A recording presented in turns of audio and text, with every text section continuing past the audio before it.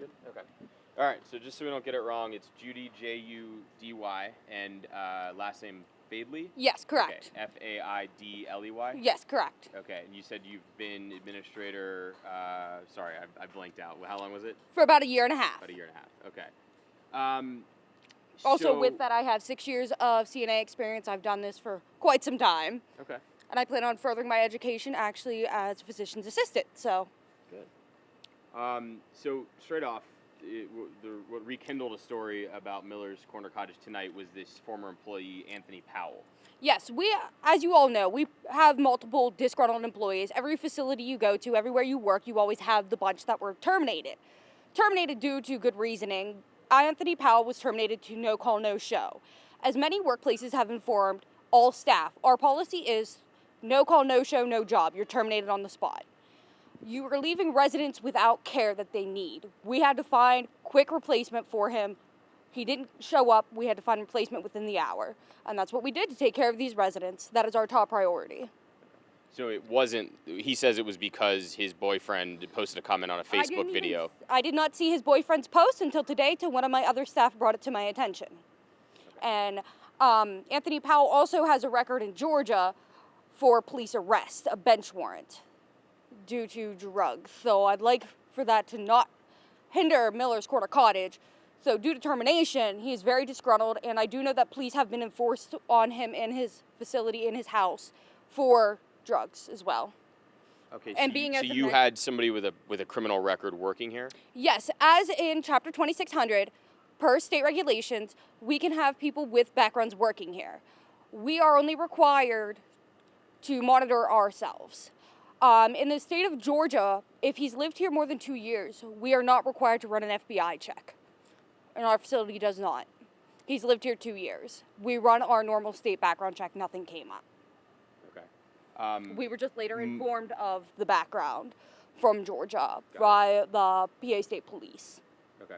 So we've had multiple employees tell us that people were hired here without any criminal background checks, and that was also written up in the state violations that we reported on Thursday. How is that happening? Actually, they did get their background checks. The state says otherwise, that someone was hired without one. With the state paperwork also was a copy of the person's background check with it. We had him I don't understand what that means. The state cited Miller's Corner Cottage for hiring somebody here, a care worker, without a background check. So what do you mean the paperwork was with this? That doesn't. What does that mean? The paperwork was with the person's file. So proceedingly, we just hand the stuff that the Department of Health needs. They come in requiring only certain things. Well, at that time, we didn't think to pull the background check. All of our staff in our facility, as of right now, all have criminal background checks done. Okay. Including myself as an administrator. I redo mine every year. About the air conditioning, that's what first had brought us out here. I hear it humming. Is it working? Yes, our air conditioner is working in full effect, and family members have actually poured in with love and compassion. They've wrote letters to us, numerous letters stating that they love our building and that our building is kept at temperature it's supposed to be. If it was hot, I would not be working here. I cannot work in heat. Okay. There's accusations that residents are underfed or they ask for seconds and they're not given any. That is incorrect, as I eat here as well. Are you eating the food they're supposed to have? Yes. No, they have extra meals made for extras.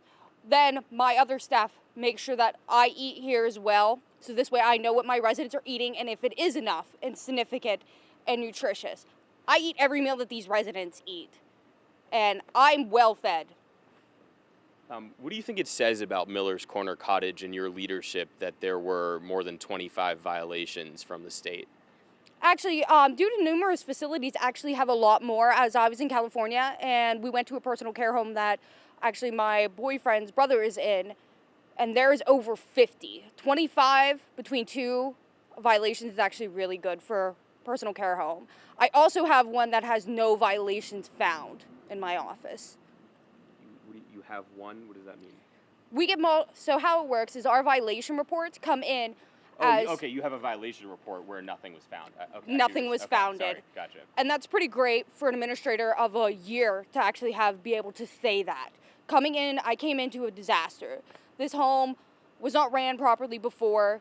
The owner was not in the picture all the time. And now that I'm here, the facility is running a lot better. I have better management, and I have better people who care for these residents. So you're okay with having the 25 plus violations? I would like to have better, and that's always the goal. Always the goal as personal care home is to strive for better. I have been, and Department of Health can gladly tell you, I've been working very well with them, and they're very well with helping teach me as I am newer to this. Has anyone who's complained about air conditioning or anything else to the media been retaliated against by eviction or otherwise? No, incorrect. They have not been. And actually, we just had a bunch of residents ask to put the heat on in our building. So, We did talk to one guy out here who said that sometimes it's too cold. So yes. that adds up. Yeah, that makes sense. And the older you get, the less your skin is able to contain temperatures. So a lot of our residents get cold really, really quick. So we can't have our air conditioner set at 70 if our residents get cold at 75. It's a challenge to Yes. keep it. So we try to maintain about a 74 temperature in our building at all times. Okay. And the showers, people have alleged that there's not enough showers and bathrooms. That is incorrect. You can look at my state paperwork. That's the first thing they come in and investigate. They come in, they make sure that when they do their annual, that you have enough showers, enough bathrooms per resident. All of our residents have, I think, 7, 8 showers, and almost each bedroom has a bathroom. Okay. And speaking of the state paperwork, it said that a hand sink was at 125 degrees was the temperature. That sounds dangerous. It's not. It's the way that our temperatures regulate. We have to turn down our water heater, and we did that while the department was here. And it's been the same since then. Okay, so is everything perfect here? No, we are not a perfect facility as we are in works, but we have been striving to do better, and that's one of the things that we strive to do as a personal care home. Okay. Or is it safe to say there are a lot of challenges when it comes to running a facility like this? Oh, yes, definitely. Definitely is. I would not recommend to everyone to be a personal care home administrator. You have to be very strong-willed, strong care for people. All of my residents will tell you, I love them all equally. They are amazing. They treat me so good. I have residents that look for me at that gate every day to see if I'm coming in, and they'll get all excited. They're like, yeah, you're here. Yeah. So, and a lot of the family members are the same way. They always look for my car. Everyone knows my car, and they'll get excited. And actually today I had a family member come in, and he very clearly said that he thinks that this is the best thing that's ever happened to this home, was me coming in as an administrator, being young and ambitious and hardworking. I spend probably 50 hours a week, 60 hours a week here on average. Speaking of age, you brought it up. People have said you're 24 years old. It's impressive that you've become administrator of an entire facility at that age. Is that unique, or is that rare, do you think, in the industry? No. I actually went to Penn State Du Bois. Most of the class was younger than me. Are most administrators under 25? I would say there's a good bit. There is a good bit in the state of Pennsylvania that are under 25. To be an administrator, you just have to have 60 credit hours of college in training to nursing. And I have those credits and qualifications, and I also sat for my boards for personal care home administrator, passed, and as I said before, my goal isn't to stop here. I want to be a physician's assistant and still work at Kenrick. Is it called Kenrick now, or is it kind of both, like, because the old name? We are Miller's Corner Cottage, but we do business as Miller Kenrick Manor. Okay, got it. And wrapping up, unless there's something else you want to say, you could have sent us an email tonight. You could have ignored my call, but you did call me back, and you drove up here quickly. Why did you want to do that? Why did you agree to that? Because it's not fair for ex-employees who are disgruntled to constantly be telling the news misinformed stuff. It is a lot better for coming from the source. We are not a perfect facility. No facility in the area is perfect. No facility in the entire world is perfect. We are all a work in progress. As years change, things change. We have to learn to adapt. And it's a lot harder to adapt day by day, but it is a process to the new growing economy, and especially in personal care homes. A lot of the skilled care are now shutting down. They're terminating a lot of lighter residents, people who are more mobile. So we're taking on that. So while we're taking on that, we're also trying to make our facility a lot better. We have changed a lot of things, a lot of management, a lot of employees. With the disgruntled employees, we have chose to do what's best for Miller's Corner Cottage, and we will continue to do so. One last thing that just popped into my head, I remembered. There's a woman whose legs are swollen. I was sent photographs of it. I believe her daughter is Jennifer Fike. Jennifer's alleging that her mom wasn't taken care of well, that she now has a urinary tract infection, had to go to the hospital.